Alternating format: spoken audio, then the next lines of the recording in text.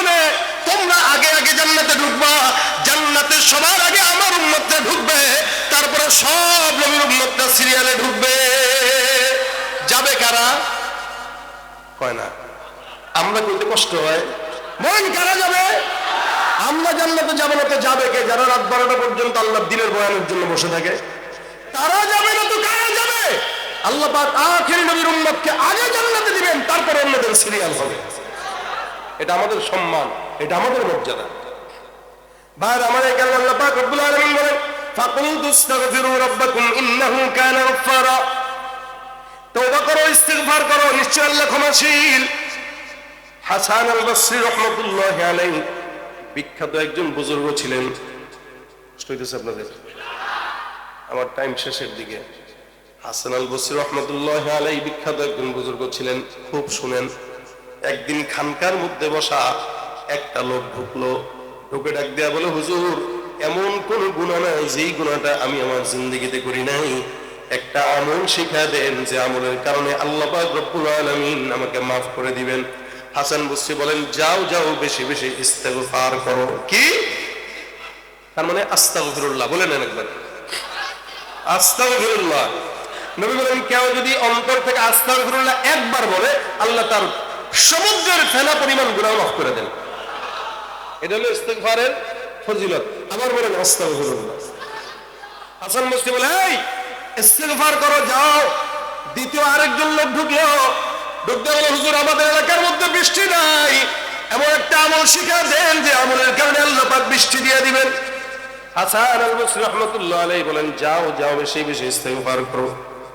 3 নম্বর আরেকজন এসে ডাক দেয়, হুজুর আমার সম্পদ নাই, বাজারের দোকানপাটে বেচা কিনা নাই, এমন একটা আমল শিখা দেন যে আমলের কারণে আল্লাহ পাক আসমান থেকে আমার জন্য রিজিকের ফয়সালা করে দিবেন। হাসান বসরি বলেন, যাও যাও। কি পড়ো?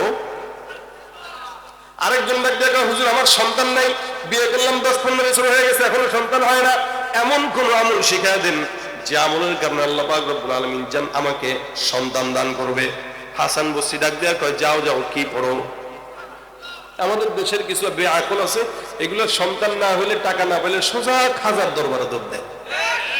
বাবার কাছে, আব্বা গো আব্বা, এই যে বোর্ডারে নিয়ে আসছি, বাবা একটু ফুটু দিয়ে দেন। বাবা কয়, ঠিক আছে। ফুটু না, 1 মাস আমাদের এই খানকায় এতে কাছে বসায় দাও।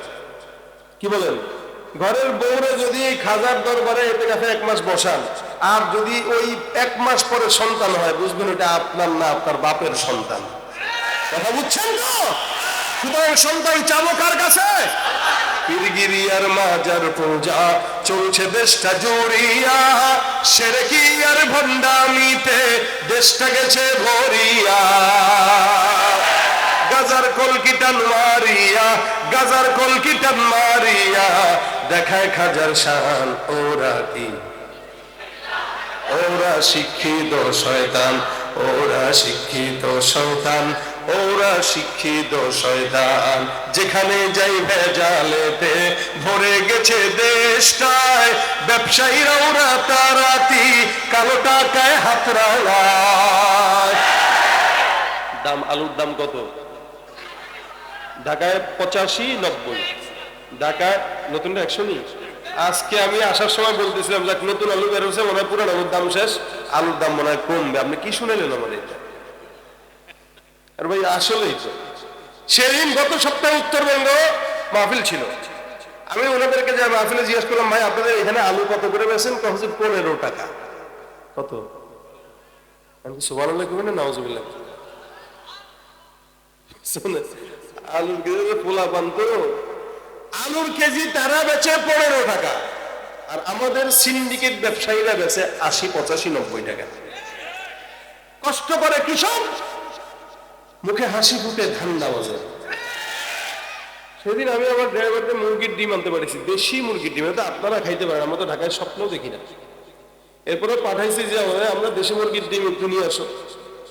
দেশি মুরগির ডিম খাসটা পাইছি, এখনো ডিমের মধ্যে মুরগির ময়লা লেগে আছে, কিন্তু দাম হলো একদম 130 টাকা হালি। 130 টাকা হালি। আমি বললাম, তাহলে একটা কাজ করে ডিমের ঘানটা শিকার এসে পড়ে, না থাক নিয়ে আসি। আমাকে তাহলে আনো। আনছে 130 টাকা হালি। আচ্ছা মুরগি কি কোনোদিন টাকা নিছে? কি পারে? ফ্রি পারে। কি পারে? মুরগি যদি কথা বলতে পারতো, সত্যি কথা বলতে, ভাই আমি কক কক কক কক করে ফ্রি দেই, ধান্দাবাজি করস তোরা। কথা ঠিক কি না? এই সমস্ত ধান্দাবাজিদেরকে ধরা দরকার। কথা কয় না? এই সমস্ত ধান্দাবাজিদেরকে কি দরকার? আমরা মনে করছিলাম ওদেরকে বিদায় করার পরে মনে হয় দেশ ধান্দাবাজি মুক্ত হয়েছে, কিন্তু না, মুক্ত হয় নাই, এখনো আছে না নাই? সুতরাং যেখানে এই চোর দেখবেন সেখানে পিরান দেওয়া শুরু করবেন। কথা ঠিক কিনা? এখন বাংলাদেশ, নতুন বাংলাদেশে কোন চোর বদমাশ দুর্নীতিবাজের ঠাঁই হবে? ঠাঁই হবে? যেখানে যাই ভেজালেতে ভরে গেছে দেশটায়, ব্যবসায়ীরাও রাতারাতি কালো টাকায় হাত রাঙায়। ভেজাল থেকে বাঁচতে হলে, ভেজাল থেকে বাঁচতে হলে খোলা রাখো কান, ওরা শিক্ষিত শয়তান, ওরা শিক্ষিত শয়তান, ওরা শিক্ষিত শয়তান, ওরা। ঠিক কিনা? কষ্ট পাইতেছেন কেউ? কেউ কেবেন হুজুর আপনারা খালি আইসা আইসা আগের কালের লোকদেরকে গালি দেন, মানে আগে যারা ক্ষমতা ছিল, আমি আগের ক্ষমতাওয়ালাদের কাউরে গালি দিই, আমি দুটারই গালি দিচ্ছি, ঠিক না? আমি যা বলতেছি এগুলো এমন ভাবে বলতেছি যেগুলো আপনি গায়ে নিতে পারবেন না যদি আপনি অন্যায় না করেন। অন্যায় করলে গায়ে নিবেন, কিন্তু যারা আগে ছিল এদের রাগ করার কোনো সুযোগই নাই, কারণ তাদের ক্ষমতাই নাই।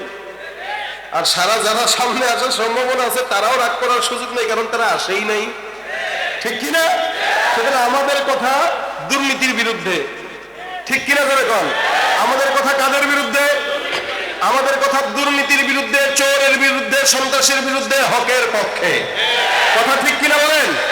হক আছে যেখানে, কোরআন আছে যেখানে, ইসলাম আছে যেখানে, নতুন বাংলাদেশ আল্লাহ আমাদেরকে সুন্দর বাংলাদেশ দান করুক। জোরে বলেন আমিন।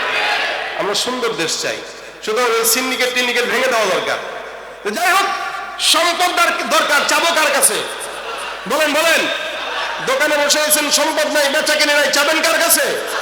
এই যে মুশকিল হলো এইটা, আল্লাহর কাছে চাইলেই আল্লাহ দেয়, কিন্তু যেগুলো না চায় ধান্দাবাজি করে কামায়, এগুলোর সম্পদ বেশি দিন টিকে না। দেখেন এই যে গত বছর যারা ক্ষমতায় ছিল, এদের একজনেরও টাকা পয়সা সততার টাকা পয়সা না। কথা ঠিক না? জনগণের টাকা চুরি করেই তো করছে, এই জন্য ক্ষমতা যাওয়ার সাথে সাথে ঘরবাড়ি করে দিচ্ছে।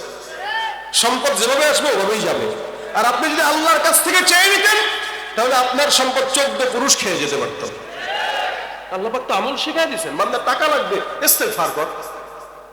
এবার হাসান মসজিদ কাছে আরেকজন এসে ডাক দেয়, হুজুর আমার ক্ষেতের মধ্যে ফসলের বরকত হয় না। যাও কি বড়। আরেকজন এসে কয়, হুজুর আমাদের নদীর পানি শুকিয়ে গেছে। যাও তুমি ইস্তেগফার করো। মানে যারাই আসে আমল কয়টা? যেমন গ্রাম দেশের কিছু ডাক্তার আছে, কোনো অসুস্থতা হওয়া মানে নাপা এক্সট্রা। আসেনি?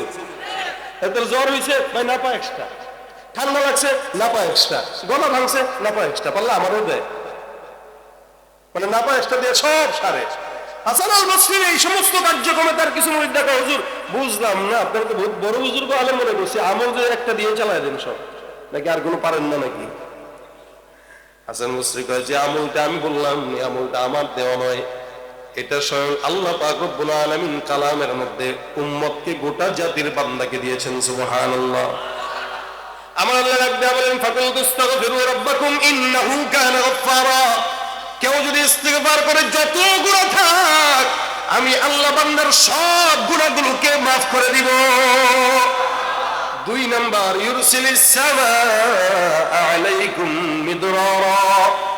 কেউ যদি আল্লাহর দরবারে যায়, যদি বৃষ্টি না হয়, আমার আল্লাহ বলেন আল্লাহর কাছে ইস্তিগফারের আমলের মাধ্যমে আমার আল্লাহ আসমান থেকে বৃষ্টির ফয়সালা করে দিবেন। সুবহানাল্লাহ। 3 নাম্বার, ইনদিরকুম বিআমওয়ালি ওয়া বানিন। বান্দা যদি আল্লাহর কাছে চায়, আল্লাহর কাছে ইস্তিগফার করে, যদি সন্তান না হয়, সম্পদ না হয়, আমার আল্লাহ ডাক দিয়া বলেন ইস্তিগফারের মাধ্যমে সম্পদ আর সন্তান দুটোটাই আল্লাহ পাক বান্দাকে দান করবে। ক্ষেতের মধ্যে ফসল লাগাইছেন, বরকত হয় না, যদি কেউ ইস্তিগফার করে, আমার আল্লাহ পাক বান্দার ফসলের মধ্যে বরকত দান করে দিবেন। ওয়াজআল লাকুম জান্নাত ওয়াজআল লাকুম আনহারা। যদি নদী নালা শুকায় যায়, আমার আল্লাহ পাক বান্দাকে ডাক দিয়া বলেন, বান্দা ইস্তিগফার করো। অর্থাৎ যত বিপদ মুসিবত, আমল কয়টা জোরে বলেন? কি? নবী ডাক দিয়া বলেন, মাল্লাজিমাল ইস্তিগফার জাআলাল্লাহু লাহু মিন কুল্লি হাম্মিন ফারজা ওয়া মিন কুল্লি দিকিন মাখরাজা ওয়া রাযাকাহু মিন হাইসু লা ইয়াহতাসিব। কেউ যদি জবানে ইস্তিগফার লাজম করে নেয়, যত বিপদ আসুক, মুসিবত, পেরেশানি সব কিছু দূর করে দিবেন আমার আল্লাহ। এজন্য 3 দিন ব্যাপী মাহফিল লাগাতার শুনলেন। যদি আপনাদেরকে আলাদা আলাদা জিজ্ঞাসা করা হয়, ভাই গতকাল কি কি আলোচনা হয়েছে, হুজুর মাঠটা অনেক গরম ছিল, কিন্তু আলোচনা কি হয়েছে ভুলে গেছি, ঠিক না? এটাই তো হয়। আগের দিন কি করেছে হুজুর মনে নেই, মাথার থেকে সরে গেছে। আজকে কি করছে এটাও মনে নাই, কিন্তু গজলগুলো সুন্দর হয়েছে। কেউ এই জন্য কি নিয়ে গেলাম এটা আমাদের খেয়ালে রাখা দরকার। এতক্ষণ বসলাম, এই 3 দিনের মাহফিলের খোলাসা এটা। গত 3 দিন যদি কোনো ভুল হয়ে থাকে, আল্লাহ পাক সব ভুল যেন আমাদের ক্ষমা করে দেন। এই জন্য আজকে বাসা পর্যন্ত যারা যাব, প্রত্যেকে একটা আমল নিয়ে যাব, আস্তাগফিরুল্লাহ। কি বলেন? আবার বলেন। বিপদে পড়ছি আস্তাগফিরুল্লাহ, মুসিবতে আছি আস্তাগফিরুল্লাহ, ঝামেলায় পড়লাম আস্তাগফিরুল্লাহ, জেহেন দুর্বল আস্তাগফিরুল্লাহ, টাকা নাই ব্যবসায় বসে বসে আস্তাগফিরুল্লাহ, দোকানপাটে যাচ্ছি আস্তাগফিরুল্লাহ, হুন্ডা চালাচ্ছি আস্তাগফিরুল্লাহ, বিবিকে বলবেন রান্নাবাড়ি করার সময় বলবো আস্তাগফিরুল্লাহ। যেই হালতে যে যখন থাকেন, প্রত্যেকটা হালতে বলেন, জোরে বলেন। রাসূল বলেন, আমি নবী হওয়ার পরে প্রতিদিন 100 বার পড়তাম। কয়বার? নবীজি প্রত্যেক দিন 100 বার পড়তেন। আমাদের তো ভাই 1 কোটি বার পড়া দরকার। আমাদের গুনাহ রাসূলের চেয়ে কম। হ্যাঁ, নবী সাল্লাল্লাহু আলাইহি ওয়াসাল্লাম যদি নিষ্পাপ মাসুম হওয়ার পরেও 100 বার পড়ে, আপনার আমার তো 1 কোটি বার পড়া দরকার ছিল, কিন্তু আমরা 1 কোটি বারকে একবারও পড়ি না। সেই ক্ষেত্রে আজকে থেকে নিয়ত করেন, প্রত্যেক দিন কম আজ কম নবীর সাথে যেন মিলে যায় 100 বার করে পড়বো।